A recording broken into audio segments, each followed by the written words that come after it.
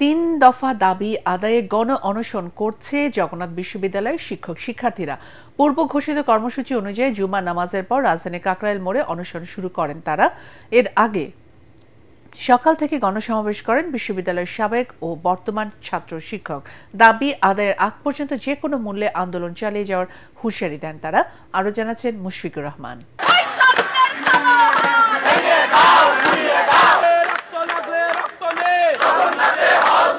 এই স্লোগান যেন থামার নয়। তিন দফা দাবিতে জবিয়ানদের এই আন্দোলন সৃষ্টি করেছে এক অনন্য দৃষ্টান্ত। দাবি আদায়ে ছাত্র শিক্ষক একাকার হয়ে মিশেছে রাজপথে। সকাল 10টায় গণসমাবেশে যোগ দেন জগন্নাথ বিশ্ববিদ্যালয়ের সাবেক বর্তমান শিক্ষক শিক্ষার্থীরা। স্লোগানে মিছিলে প্রকম্পিত হয় কাকরাইল মোড়।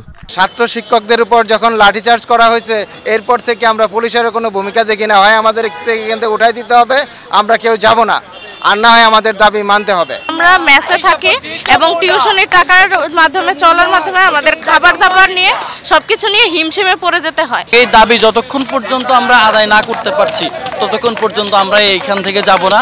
সরকারের পক্ষ থেকে এখনো আসেনি কোনো আশানুরূপ বিবৃতি, ফলে আন্দোলনকারীদের ক্ষোভ পৌঁছেছে চরমে। একটা ইউনিভার্সিটিতে হল না থাকলে সেখানকার স্টুডেন্টরা কতটা মুমূর্ষ জীবনযাপন করে, ঊর্ধ্বতন কর্মকর্তারা এই কষ্ট বুঝবে না। তারা কেন কথা বলছে না, তারা কেন সামনে আসছে না?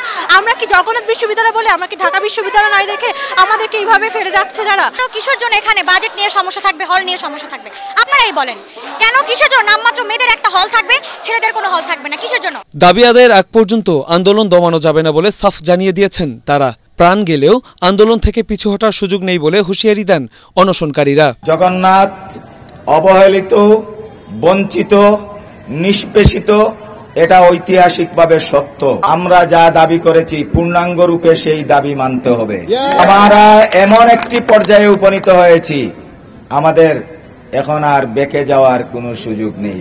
হয় আমরা ক্যাম্পাসে বিজয় মিছিল নিয়ে ফিরে যাব, অথবা এই যমুনাতে যত জগন্নাথে জবিয়ানরা আছে সকলের এখানে সমাধি হয়ে যাবে। আন্দোলনকে যৌক্তিক বলে দাবি করে সংহতি প্রকাশ করেন বিভিন্ন ছাত্র সংগঠনের নেতৃবৃন্দ।